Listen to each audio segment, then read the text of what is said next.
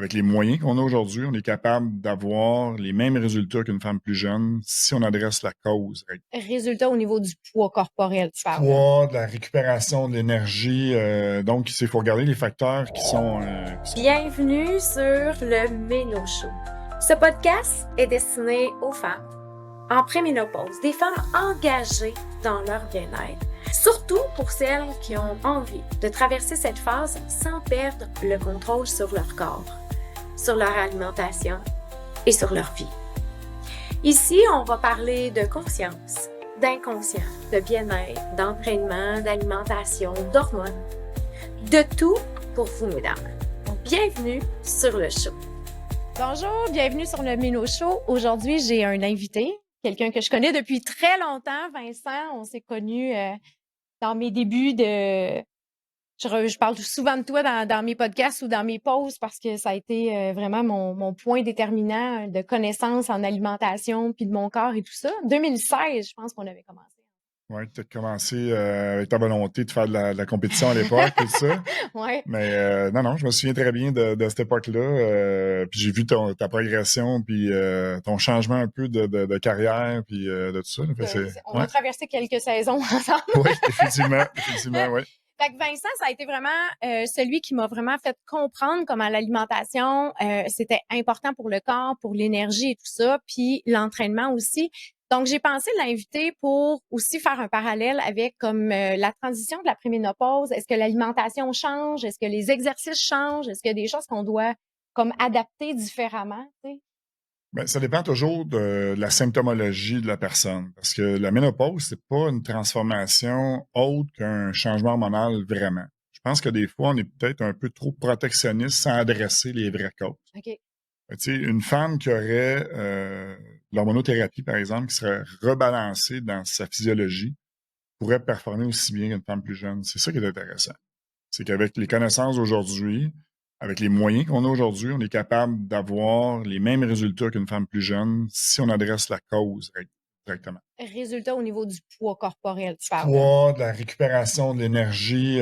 Donc, il faut regarder les facteurs qui sont importants de regarder. D'abord, les hormones, parce que l'adolescence, après ça, la phase de reproduction et la ménopause.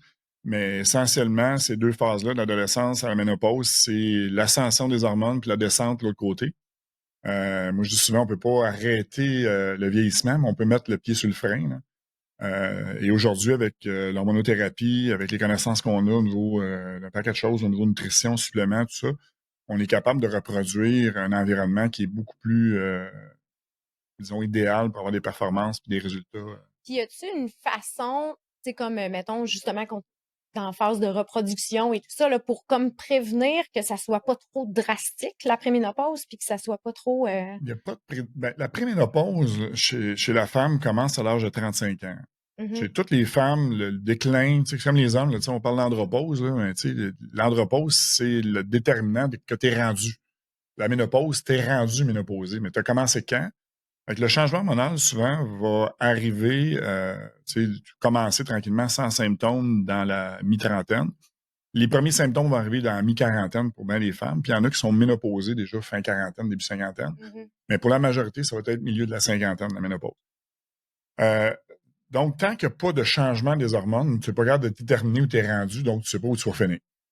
Ce qui serait important de faire, intéressant de faire, ce serait de faire ce qu'on appelle un genre de blueprint, là, si on peut prendre l'anglicisme. C'est-à-dire que quand tu es à ton pic, tu es à peu près à l'âge de 25 ans, pour une femme entre 20 et 25 ans, là, c'est là que ta reproduction est au maximum, tes hormones sont au maximum seulement, là, puis c'est là que tu es supposément à ton meilleur. Powerful. Fait que si on était capable de faire un bilan hormonal, là, tu regardes ton estrogène, ta progestérone, tes hormones sérénaliennes, ta thyroïde, tout ça, à l'âge de 25 ans, on dit, regarde, là, Claudine, quand elle était à top shape, là, c'est ça, je mets ça de côté. Là, rendu à 35, je reprends une prise de sang, puis je regarde, je compare. Oups, là, j'ai 20 de moins de ci, puis 10 là, je serais capable de dire, je m'en vais pas sur mon bord. Parce que avant les symptômes, t'es parti de où? T'sais, souvent, on ne sait pas d'où on part. Quand on fait le comparable chez l'homme, parce qu'on mesure juste la testostérone chez l'homme, c'est plus simple. Mais la normalité est entre 0, quelque chose et 15. Le gars qui est à 3, on va le considérer normal dans cette courbe-là. Mais s'il était à 14 ou il était sur le bord de la limite supérieure, Mais lui, il a une méchante débarque. Là. Fait que si je ne l'ai pas mesuré, chez la femme, c'est un peu la même chose. Tu regardes les normalités au niveau de l'estrogène. Si tu prends la phase folliculaire versus la phase d'ovulation puis la phase lutéale, tu vas pas en tous les mêmes niveaux.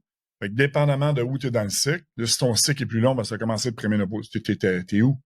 Je compare quoi avec quoi? OK. C'est pour ça que souvent, chez les femmes ménopausées, on demande de faire préménopausées, c'est-à-dire on demande de faire le test d'hormones au 21e jour du cycle. Pour être capable d'avoir toujours le même environnement. Tu sais, je t'ai pris le 2e jour du cycle dans la phase folliculaire, puis je te reprends en phase lutéale, mais là, c'est Non, du ça 5 au joue. double. Ah oui, absolument. Fait que je suis pas capable de dire. Fait que c'est pour ça que souvent, en hormonothérapie, en phase de préménopause, c'est un peu plus un casse-tête que la ménopause, parce que quand tu es ménopausé, tu pars de zéro. Il y en a plus. Fait que là, on rebâtit là-dessus. Fait que là, on va dire, mais regarde, on va te donner ça, on va voir comment ça va pas, on va faire plus, mais quand tu es dans une phase de préménopause, tu produis encore. Là. Fait que là, quand je t'ai évalué avant de te donner tes hormones, tu étais peut-être à terre, mais là, tu as recommencé à produire, je te rajoute ça par-dessus, là, tu as plein de symptômes. Bon, puis là, on descend, on remonte, on sait plus quoi donner. C'est la phase avec beaucoup d'ajustements. C'est pour ça que souvent, il y a beaucoup de médecins qui vont prescrire la pilule anticonceptionnelle en phase de préménopause parce que là, ils font un cycle artificiel. Ils font comme ils ont fait en âge prépubère. J'ai fait un podcast il n'y a pas longtemps. J'avais invité Gabrielle Landry, une médecin. Oui. Une femme que j'aime Ton beaucoup. podcast, c'est le livre.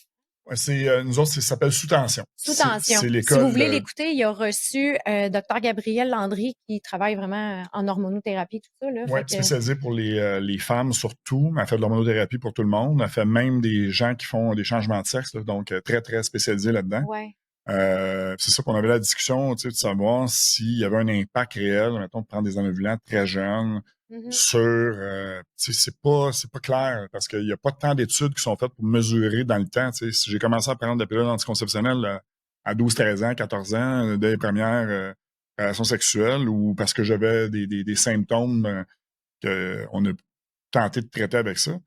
L'impact à 40 ans, j'ai pas suivi une cohorte de femmes pendant 30 ans de leur vie pour être capable de savoir. Oui, c'est ça. Fait que on a de la difficulté, mais logiquement, c'est une intervention hormonale qu'on fait. Donc, il pourrait y avoir une précipitation peut-être de changements hormonaux, mais on est dans la spéculation parce qu'il n'y a pas de données. Sauf que ce qu'on regarde aujourd'hui, par exemple, c'est les facteurs environnementaux ajoutés à ça. Là, on se ramasse avec des femmes qui ont des dominances estrogéniques qui sont un peu plus fréquentes qu'avant. Dû au stress de la vie, probablement. Là. Le stress, c'est plurifactoriel. C'est le stress environnemental, c'est le stress comme on le connaît. Ben, moi, je suis stressé, donc mes surrénales font une partie du travail. Le cortisol va avoir un impact sur les autres hormones, dont les hormones thyroïdiennes, qui, eux, ont des effets sur les récepteurs des hormones sexuelles, là, disons, plus l'estrogène et la progestérone. Donc, c'est pas faut pas regarder une hormone à la fois, il faut regarder ce qu'on appelle la cascade hormonale et voir l'ensemble. Fait que, ce que je dis souvent, c'est que la femme d'aujourd'hui, elle a le même rôle que la femme d'avant, mais avec sa nouvelle position dans la société. Fait que, moi, je regarde les femmes qui me consultent, puis même ma réalité avec mon ancienne femme, la mère de mon gars. La mère reste toujours la mère pour les enfants. Là. Fait qu'elle travaille, puis elle a des enfants, puis le gars, lui, il a pas mal le même rôle qu'avant. Il y a des gars qui se responsabilisent plus puis qui font plus de choses, mais il y a des choses que instinctivement les femmes font. Ils sont plus... comment il y a de gars qui me disent « Ah, moi, ma blonde, elle m'a dit, fais pas, j'oublie mon rendez-vous avec toi. » Qu'est-ce que ta blonde gère ton agenda? La charge mentale, la charge mentale, oui, les filles ont tendance Je confirme. Oui, puis ils ont tendance à être plus la gueule. C'est l'instinct maternel, ça. Oui, on veut que les choses soient bien faites. On veut pas que l'enfant soit malade. Mettre à sucre avant à l'école, puis là, tu en as 3, puis tu cours partout. Mais ton chum, lui, il regarde partir, le manteau des chill, il fait bye. Pas grave. Ils ont oublié le boîte à lunch, ils s'organiseront. Fait que c'est pas la même chose. Fait que quand les femmes arrivent, souvent, après les grossesses, puis tout ça. L'impact sur leur corps est plus grand maintenant. Oui, parce qu'avant, ça a beau pas être accepté socialement, mais la femme avait moins de stress extérieur. Souvent, elle était dans un cocon qui était la maison, puis tout ça. Puis c'était plus facilement prévisible. Je me lève le matin, bon, ben je fais manger les petits, puis après ça, je fais mes affaires, puis c'était, moi, je me souviens, j'ai été quand même une routine un peu plus douce, là. J'ai été élevé par ma grand-mère, puis ma grand-mère, c'était une routinière, là. Il y avait puis il était pas très stressé. Là, moi aussi, je suis une grand-mère, puis je suis routinière. C'est ça. Il y avait un avantage à ça. Fait qu'aujourd'hui, ben, les femmes travaillent, les femmes font d'autres choses, puis il y a tout je dirais, le stress aussi de l'apparence. Tu viens d'avoir 3 grossesses, donne-toi une chance. Mhm. Tu sais, je veux dire, il y a des femmes là, qui ont des enfants back-à-back. Là, après le 3e, là, je vais me remettre en forme et tout ça. Je dis, oui, OK, c'est ton corps. Mais il y a quand même le débalancement hormonal entre chaque grossesse aussi, Définitivement. de permettre au corps de se rétablir de T'as un ça. changement hormonal, puis une chose qui est peu adressée, c'est que ça draine des réserves que tu n'avais peut-être même pas au début. Mhm. Tu sais, la femme qui était pas, qui a une alimentation standard American diet, l'alimentation Oui. nord-américaine moyenne, on appelle ça le SAD diet en anglais, la diète triste, qui a pas beaucoup de végétaux, qui a pas de suppléments dans son alimentation, donc qui aurait peu d'oméga 3 dans son alimentation, qui aurait peu de fer, parce qu'elle mange peut-être pas beaucoup de viande, parce qu'elle suit un mode de vie plus végétarien, pas beaucoup de B12, elle mange pas de fruits de mer, donc l'iode était un peu présente dans son alimentation, et tout ça. Une grossesse, là, la nature a fait des choses que l'enfant va survivre à la mère. Ouais. Si on regarde dans les périodes de famine, les femmes qui mouraient en accouchant, là, c'était pas si rare dans les périodes dures. Là. Fait que, qu'est-ce qui arrive, c'est que la femme, souvent, elle donne tout à l'enfant. Fait que l'enfant va prendre des oméga 3 pour son DHA, pour son cerveau, l'iode, la même chose. Il va prendre le fer. Fait que la femme, après la grossesse, elle est en carence ben déjà. là, elle se retrouve avec une carence dans plusieurs éléments. Puis là, elle dit, bon, mais là, je me remets Il y a les hormones, mais il y a tout ça aussi. Tu sais, si t'es sur le bord de l'anémie, si t'as peu d'hormones thyroïdiennes parce que t'as pas assez d'iode pour les fabriquer, t'es déplété en DHA, en EPA-DHA parce que t'as pas assez d'oméga 3 dans ton alimentation, puis t'es en inflammation chronique. Même si tu rajoutes des hormones, là, c'est pas juste ça le problème. Là, c'est l'enfant t'a carrément vidé de tes réserves. Oui, c'est ça. Donc, c'est pour ça. Puis quand on regarde ça au niveau médical, le seul temps qu'on parle réellement de supplémentation, c'est durant la grossesse. La femme qui a de la misère à tomber enceinte, on va dire de prendre de l'acide folique, ça va aider à. Ouais. Ben, ça reste que c'est important tout le temps. Là. Puis après ça, pendant la grossesse, prends tes maternas, bien important. Puis une fois que la grossesse est finie, t'arrêtes tout ça. T'arrêtes ça, c'est pas grave. Là. Toi, crève. Ouais. Je veux dire, fait que on a sauvé l'enfant. Le peu que tu avais, tu le prenais pas avant, donc tu t'étais pas créé des réserves. Tu t'as pris ça pendant, donc tu l'as tout donné au petit, sûrement. C'est quoi qui te reste là-dedans? Je me souviens, dans les formations que j'ai eues, dans les supplémentations que je suivais avec toi, vous parliez d'un 6 mois avant de tomber enceinte, les protocoles pour les grossesses. Puis, tu sais, si on regarde la facilité de ces grossesses-là pour la plupart des femmes, premièrement, il y a un impact sur la fécondité que je suis pas capable de mesurer parce qu'on n'a pas d'études précises, mais la femme qui est bien nourrie, qui a suffisamment de minéraux, de vitamines et tout ça dans son alimentation, ben son corps va être plus propice à vouloir. Tu sais, il y a une raison pourquoi tu tombes pas enceinte. Il y a une raison pourquoi ton corps, lui, s'il se dit, je suis pas capable d'amener une grossesse à terme, je la commencerai pas. C'est pour ça qu'il y a des filles qui sont en déficit calorique trop important, qui font trop d'exercice, sont en aménorrhée. Ils n'ont pas de menstruation parce que le corps dit, avec le stress que j'ai là, en période de famine, si j'ai un enfant, je ne le mettrai pas à terme. C'est bien fait. Là. C'est un signal clair que tu es en déficience. Ça ne marche pas. Là. Ta dépense énergétique, ton niveau de stress. Mais c'est une question que je me suis fait poser. Moi, j'ai fait 2 compétitions avec toi puis j'ai jamais perdu mes menstruations. Puis on l'avait fait sur longtemps, là, la préparation. Fait que c'est intéressant. Puis moi, j'ai eu des jeunes athlètes de CrossFit, des filles puis des athlètes dans d'autres disciplines. Puis les parents venaient me voir, puis je posais la question. La petite fille était sur le bord supposément d'être menstruée. Commence les compétitions, 14 ans.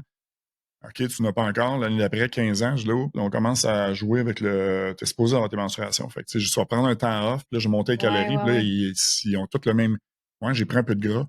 Oui, mais c'est correct. Oui, c'est ça, c'est bon. C'est parce que, tu sais, c'est tes réserves. Ton corps, lui, il se dit, je vais vivre une période de famine, il faut que j'aille un peu de réserve. Fait que, laisse-toi un peu d'espace. Tu sais, c'est quoi le pourcentage de gras idéal? Là? C'est aussi, c'est une autre affaire que les gens ne savent pas.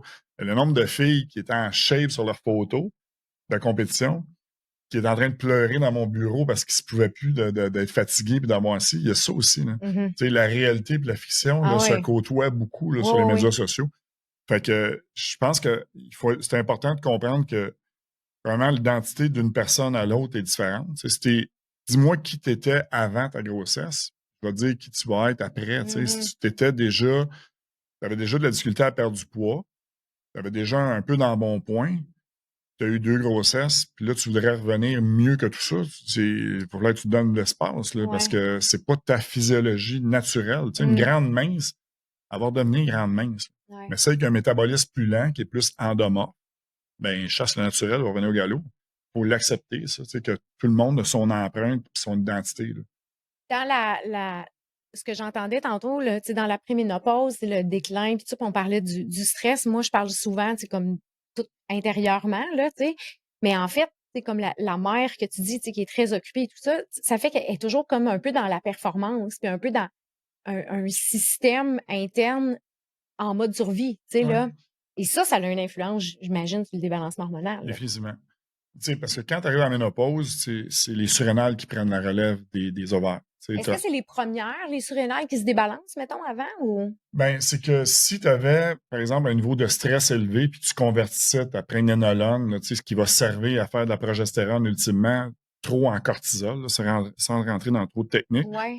ce qu'on appelle le pregnenolone steal en anglais, c'est que ton corps vole le précurseur à fabriquer de la progestérone pour en faire du cortisol.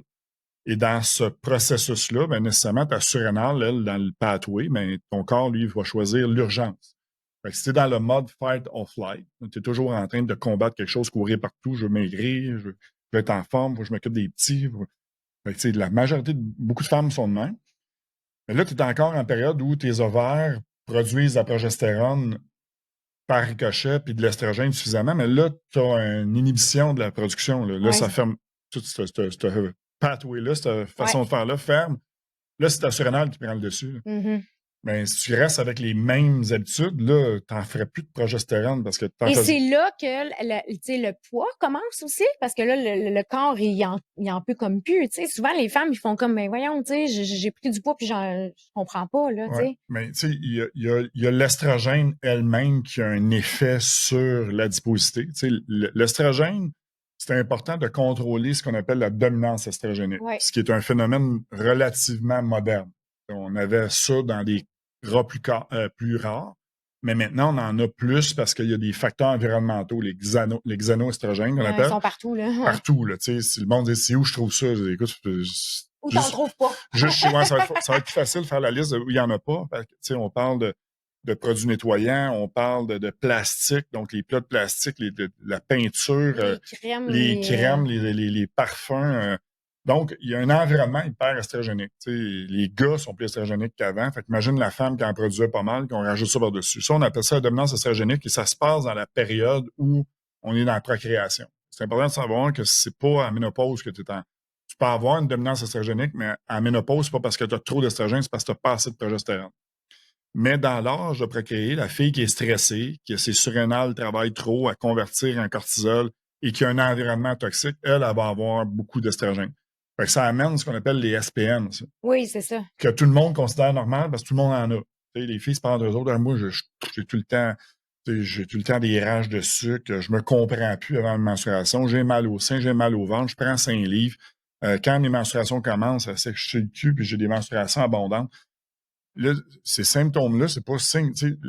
Un cycle hormonal, là, c'est comme ah, mon Dieu, je suis menstrué. Mhm. Elle a pas vu C'est ça de bien. supposé C'est d'être pas comme ça de ça. même. Mhm. Tu sais, une fille qui est bien balancée, une femme qui est bien balancée, elle va calculer ses affaires, elle va dire ah, je devrais être menstruée d'ici 2-3 jours. Puis 2-3 jours après, ça commence, mais elle n'a pas fait 2-3 jours avant. Tu vas tuer Ah quelqu'un, non, puis ça mais va non, pas. c'est ça. Ils se comprennent plus. Fait que ça, c'est un signe de dominance. Quand tu as beaucoup d'SPM, ces SPM-là sont présents. Mais l'estrogène, autrement que ça, a des effets protecteurs pour le corps. Tu sais, ça aide à la sensibilité à l'insuline. Au partitionnement de l'adiposité, c'est pourquoi une femme et un homme, on n'engraisse pas de la même manière. Tu sais. Les deux ont fait un concours de manger. Là. Moi, je vais prendre de la bedaine, toi, tu vas prendre des faux parce que on mange la même Non, on scrap. le Là. fera pas. Non, c'est ça. On le fera pas, mais si on le faisait, et on le voit, tu sais, si on regarde, par exemple, une adolescente qui va se mettre à prendre du poids, une fois qu'elle a commencé à avoir ses menstruations et qu'elle a de l'estrogène, ils vont tendance à prendre plus au niveau des cuisses, des fesses, des bras. Tu sais, le triceps chez un gars, c'est tout le temps mince, une fille, elle peut ramasser pas mal de l'adiposité. Puis le gars, ben lui, il va tout prendre ça du sang. Fait que quand tu as des estrogènes en circulation, tu as moins tendance à faire du partitionnement de l'adiposité au niveau du tronc, donc tu as une protection au niveau cardiovasculaire. L'estrogène est protecteur au niveau cardiovasculaire. Okay. Tu as 50% moins de chances de maladie cardiovasculaire pendant la phase de procréation d'une femme. L'estrogène est protecteur à ce point-là. Et il y a les menstruations. Mm-hmm. Tu perds 1,5 litre de sang en moyenne par année avec tes menstruations.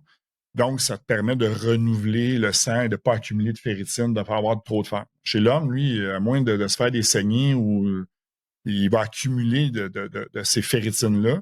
Et les androgènes vont faire en sorte que nous autres, on stocke une voie abdominale, puis là, c'est du gras intraviscéral, puis ça, c'est dangereux pour les maladies cardiovasculaires. C'est pour ça que l'homme, avant la ménopause de sa femme, a 50% plus de chances d'avoir une maladie cardiovasculaire.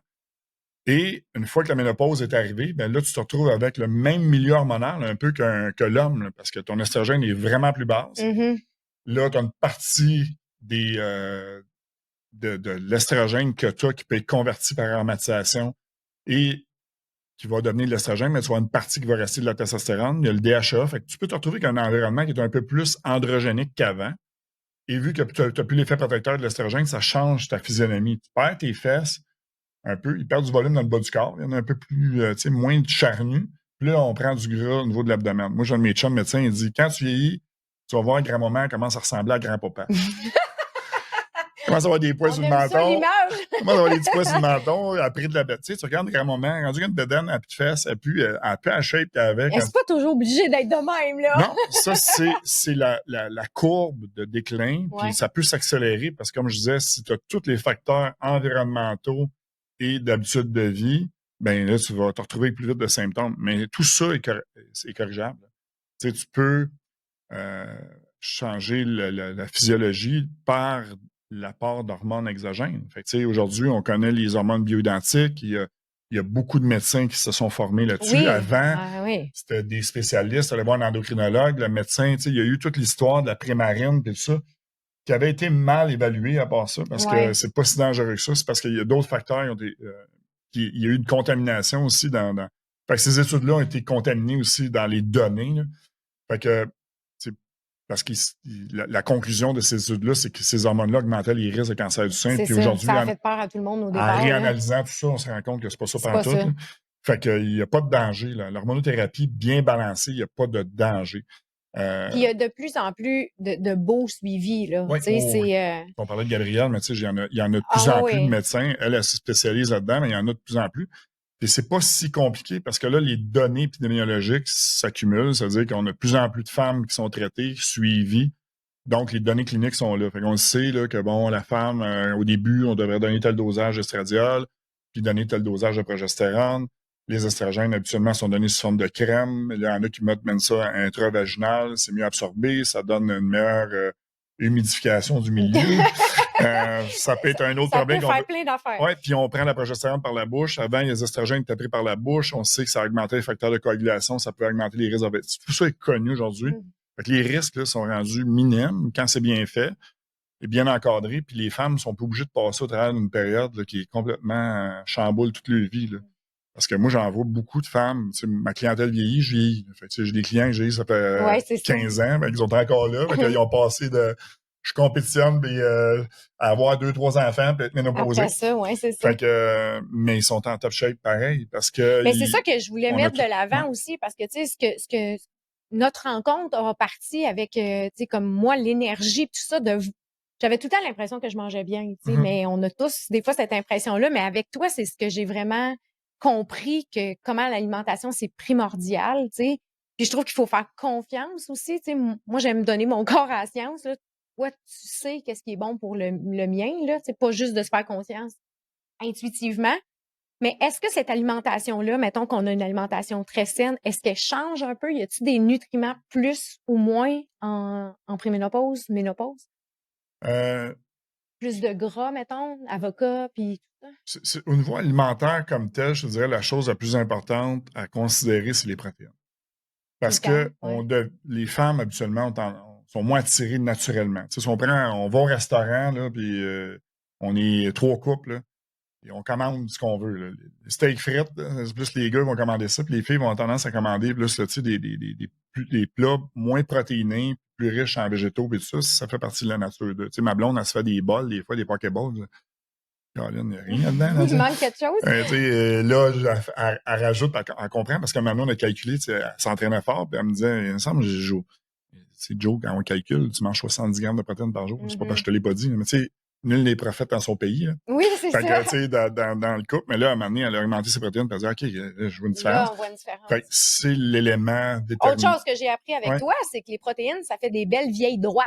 Oui, définitivement, parce que c'est la solidité. C'est la synthèse des protéines, puis en vieillissant homme-femme, on a une résistance à l'anabolisme. tout vieillit. Là. Ouais. Nos mécanismes métaboliques vieillissent aussi. Là. Tu sais, j'ai pas juste les cheveux gris, j'ai des mitochondries qui nécessitent plus de travail pour être renouvelés. Mon corps travaille en vieillissant. Fait que l'anabolisme est moins là. Fait que ça prend plus de protéines. Puis la majorité du monde, en vieillissant, mange moins ou mange moins bien, puis mange moins de protéines, surtout les filles. Fait que le fameux 0,8 à 1 gramme par kilo, là, c'est ce qui est donné par le Guide alimentaire canadien ou les normes gouvernementales, c'est le minimum pour pas avoir de carence. Fait que c'est-tu juste pour avoir des carences en protéines ou tu vas avoir des résultats? Exact, c'est ça. Si tu veux avoir une meilleure composition corporelle puis tu es active, tu augmentes ton besoin en protéines. Si tu augmentes ton besoin en protéines, tu n'en manges pas, qu'est-ce que tu dégrades? Ton corps, lui, va faire un genre de turnover. Fait que tu entraînes tes muscles, tu n'as pas les nutriments, donc les protéines Pour pour le refaire. nourrir, ton muscle. Fait que là, tu dégrades du muscle, tu crées un processus qu'on appelle le catabolisme musculaire.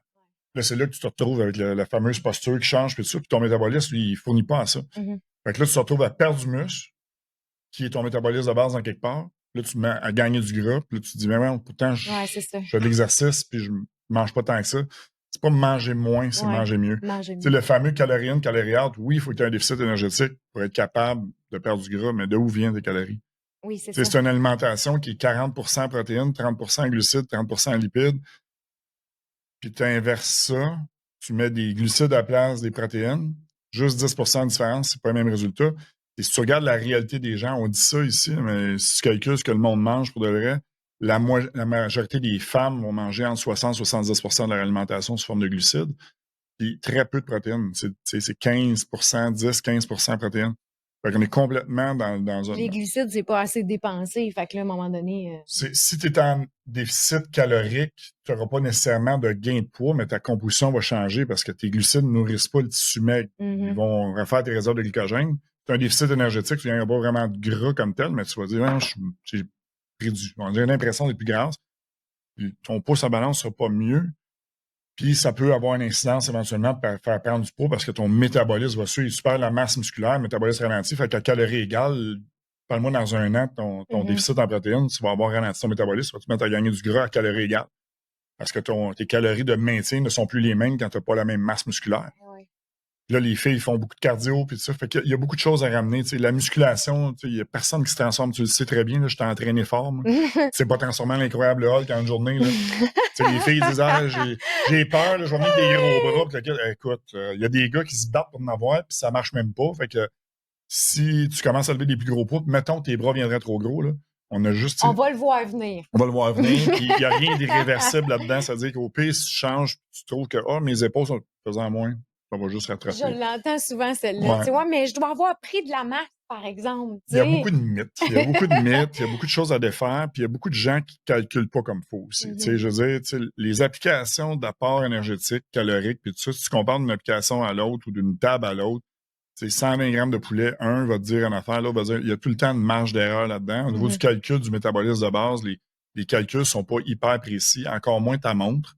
C'est les études qui ont été faites là-dedans en 17 ou 60% de marge d'erreur, dépendamment de comment c'est. Moi, je regarde sur mon tapis roulant, je sais comment je dépense d'énergie des fois, puis ils me disent, tu as brûlé 84 calories. Non, on chiale ici. Fait une heure que je cours.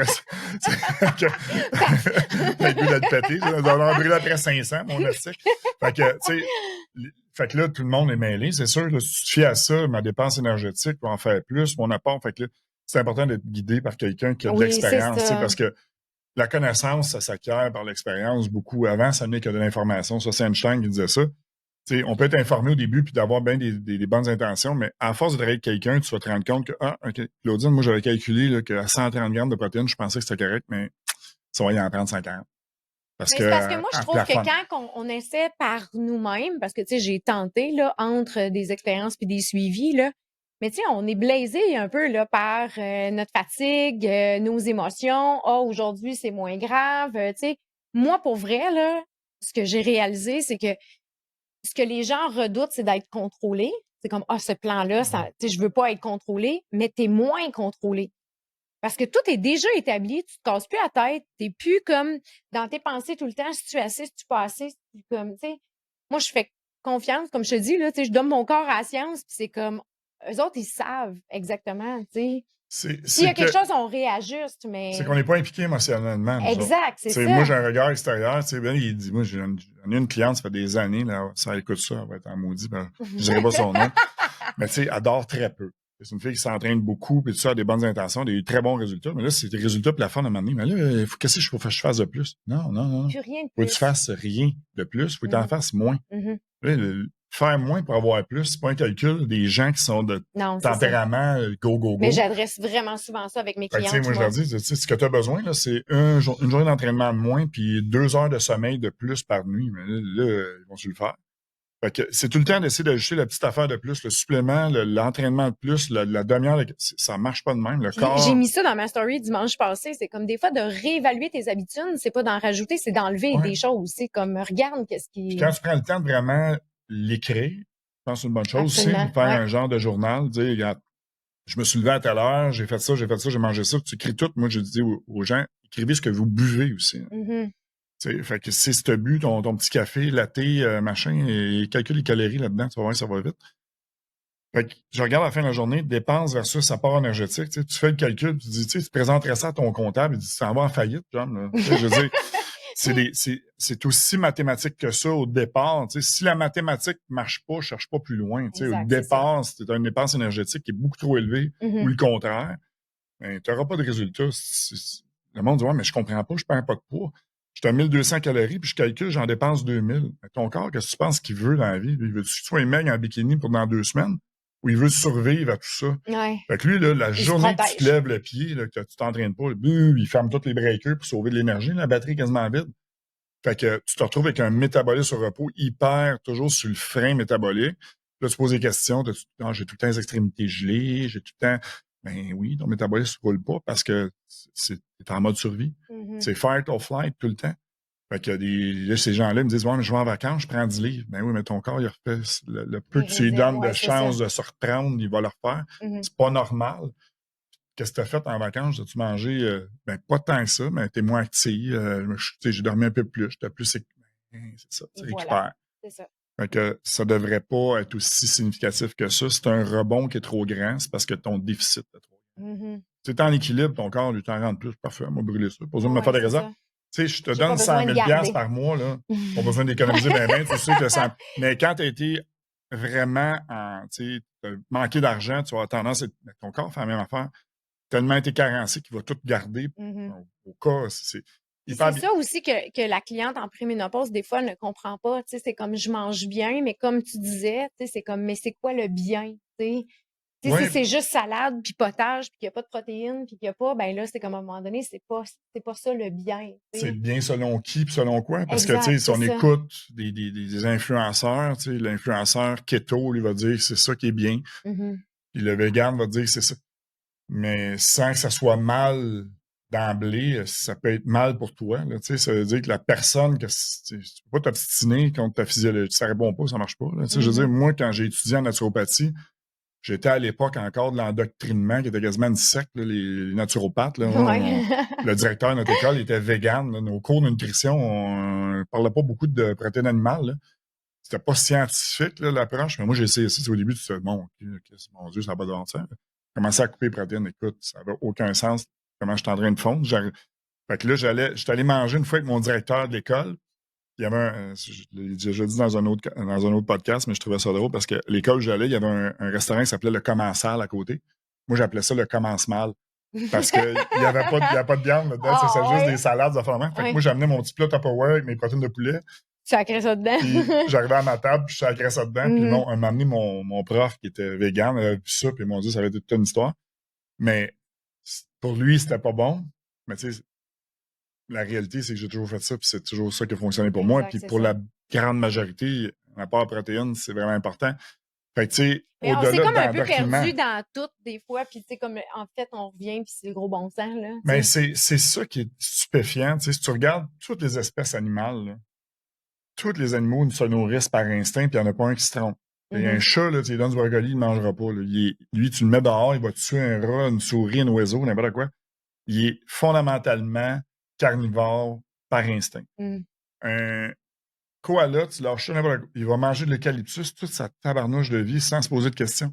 Puis nous autres, t'as Claudine qui rentre dans mon bureau, qui a une cinquantaine d'années, puis qui me dit « Hey, je sais plus quoi manger, je sais plus quoi... » On est-tu perdu pareil? Ouais. C'est effrayant comme on a perdu nos repères, nos instincts. Le monde se pose des questions qui sont fondamentalement simples. Quand qu'est-ce qu'on a fait dans l'évolution pour arriver aujourd'hui? On ne se fait toujours bien pas depuis hier que l'être humain existe. Mm-hmm. Avant qu'on ait les internets, tout ça, comment on faisait pour s'organiser? Ouais. Mais par instinct, l'être humain, regarde ce qu'il faisait. La chasse, la pêche, la cueillette, ça a commencé là. Mm-hmm. Les humains qui ont survécu au grand chamboulement de la planète ont toujours, tu sais, si tu regardes les hiéroglyphes dans les grottes et tout ça, c'est toujours un chasseur avec des arcs, puis l'arc et la flèche a participé à la survie. Les gens qui n'avaient pas inventé ces outils-là n'ont pas survécu. Fait que fondamentalement, c'est ça. Puis après ça, on a transformé ça, on s'est sédentarisé. La culture, les grandes cultures sont arrivées, puis tout ça. Puis la maladie chronique est arrivée avec ça. L'industrialisation aussi, là, le vite fait a comme tout changé. Tu sais, tu regardes ça, les femmes, tu sais, l'âge de ma grand-mère, puis sa mère, à elle, elle avait 12, 13, puis 14. Puis ils vivaient jusqu'à 80 dans des milieux arides. Là, tu te dis aujourd'hui, question, on devrait être bien en avant de ça. Puis il y a du monde, ils sont pires. Mm-hmm. Qu'est-ce qui est arrivé? Mm-hmm. Qu'est-ce qui est arrivé? C'est sédentaire aussi, on bouge plus. La sédentarité, c'est un facteur. Tu sais, le mouvement est un médicament. On exclut la personne qui parle. Oui, mais tu sais, ça reste que si tu regardes bien les gens, puis des fois, le type d'exercice. Moi, je pense que les femmes, aujourd'hui, c'est moins, c'est plus connu, mais ont beaucoup banalisé ou démonisé la musculation. Mm-hmm. Tu sais, on était... les femmes faisaient du cardio. Tu sais, moi, j'ai travaillé dans les gyms toute ma vie. Et sur le tapis roulant pendant 45 minutes, il n'y avait pas grand-chose. Mais il y avait des cours d'aérobie aussi. Les cours d'aérobie, les cours de Zumba, le spinning, machin. C'est très bon pour la santé cardiovasculaire. Mm-hmm. Mais pour la santé métabolique, la musculation, c'est ce qui est le mieux. Fait qu'il faut avoir des deux. T'sais, pour la longévité, pour avoir une bonne force physique, plus tu es fort physiquement, c'est-à-dire plus ta force de préhension est bonne, plus c'est signe que tu vas vivre vieux. Pour une femme, c'est relatif, mais si tu compares à percentile, tu es dans le top percentile, tu vas vivre plus vieille que les autres. Si ton VO2 max est bon, c'est aussi ça. Fait que le discours des bodybuilders qui dit que le cardio, c'est pas bon, c'est pas mieux non plus. Non! Ils meurent de maladie cardiovasculaire relativement jeunes. Fait que il faut avoir un bon VO2 et une bonne force de préhension. Comment on avait ça avant? Ben, on travaillait dehors. Les gens n'avaient pas le choix. Non, tu travaillais physiquement. Fait que tu forçais, puis tu faisais ça à répétition. Fait que le monde était très endurant. S'il n'y avait pas eu de maladie, ce qui a fait augmenter le plus l'espérance de vie, c'est l'invention des antibiotiques.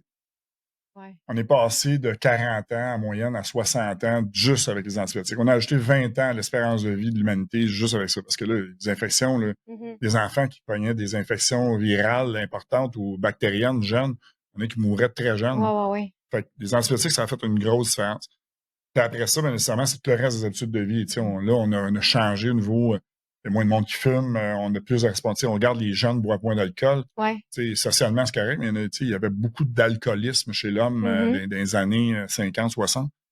Une personne sur deux fumait, on ne voit plus ça, cette heure-là. Non, c'est ça. Fait que ça a participé à la longévité actuelle, le changement, la modernisation de certaines affaires, mais là, on reste avec tout le mode d'industrialisation et de transformer. La journée qu'on va tasser... Puis le mode de vie te stresse, moi, je pense. Là. Quand Puis là, il y a une belle tendance, là, la méditation entre un peu plus, puis tout ça, là, de s'occuper de l'intérieur. Puis je vois des jeunes hommes, femmes, là, mais beaucoup de filles. T'sais, nous autres, notre école de formation, on a comme un 50-50, mais des filles plus jeunes qui commencent dans ce domaine-là, puis que tu leur parles, puis mon Dieu, ils sont allumés. Ouais. Ils connaissent ça. Ils s'intéressent. Moi, j'ai des clients là, dans le développement personnel, là, tu sais, entre autres, j'ai un gars dans la tête, là, tu sais, c'est un gars de 28 ans, il s'entraîne super fort, mais la croissance personnelle, puis de vouloir être bien intérieurement, là, c'est comme, ça m'impressionne, pour vrai. C'est sharp, tu sais, je regarde juste mon gars, il a 20 ans, moi, écoute, il est bien plus mature que j'étais à 20 ans. Exact. Moi. Il y a une autre vision, il y a une autre façon de faire, il y a moins de...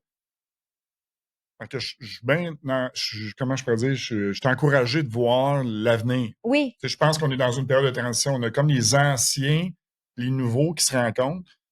Puis il y a des changements qui vont s'installer pour le mieux, j'espère. Là, Très beau, ouais. L'industrie, j'espère qu'elle va nous offrir de plus en plus. Là, il y a le coût de l'alimentation qui est un facteur non négligeable. Ça coûte très cher. Ouais. Puis ici, surtout, là, au Québec, surtout. On ne fait pas de la politique. Là. Non, on ne rentrera pas là. Mais c'est rendu que les bons aliments coûtent beaucoup plus cher que les mauvais. Fait que, là, ça devient des choix conscients. Mais là, encore une fois, les jeunes cuisinent plus qu'avant. Je trouve ça le fun. Ouais. Ben, moi, dans ma gang de gars, là, c'est pas un gars qui faisait on faisait bouillir. On faisait pas faire bouillir de l'eau. Je regarde les gens, la cuisine a repris de la place. Le plaisir je trouve ça le fun de voir ça. Fait que moi, je suis bien un optimiste pour le futur. Là. C'est bon. Hey, tu as une école Oui. pour les entraîneurs Oui. et tout ça, des propriétaires d'ATP. Oui. Est-ce que tu fais encore des suivis? J'en fais plus vraiment. Je veux pas dire que j'ai gardé de la clientèle parce que c'est important pour moi de garder la notion de terrain. Merci. Ouais. Fait que j'ai gardé de la clientèle. Je prends des nouveaux clients par référence, mais pour dire vrai, j'ai plus de temps. Là. OK. J'imagine. Mais on a une école de formation, Lift, on a... Fait en fait, s'il y en a qui veulent aller vers toi pour les débalancements hormonaux, tu as des références aussi. J'ai des références, c'est ça que je veux dire, c'est que j'ai du monde à qui je peux référer, fait que vous pouvez communiquer avec moi au pire si jamais vous cherchez, que ce soit médical aussi, j'ai la chance d'avoir des amis médecins, que ce soit pour hommes ou femmes, qui prennent encore des patients. Dans le système privé, bien sûr, parce que c'est aussi au public, ça va pas très bien. C'est ça. Mais, puis entraînement, tout ça, fait que il y a des ressources. Là. Ouais. Merci, Vincent. Plaisir. Vraiment. Moi, en tout cas, j'ai trouvé ça bien intéressant. Merci d'avoir été là. Fait que vous pouvez suivre Vincent parce qu'il fait souvent bien des posts intéressants et tout ça pour plus de détails et tout ça. Puis, merci. Ça fait plaisir. Merci. C'était vraiment le fun de te voir. Merci. À bientôt!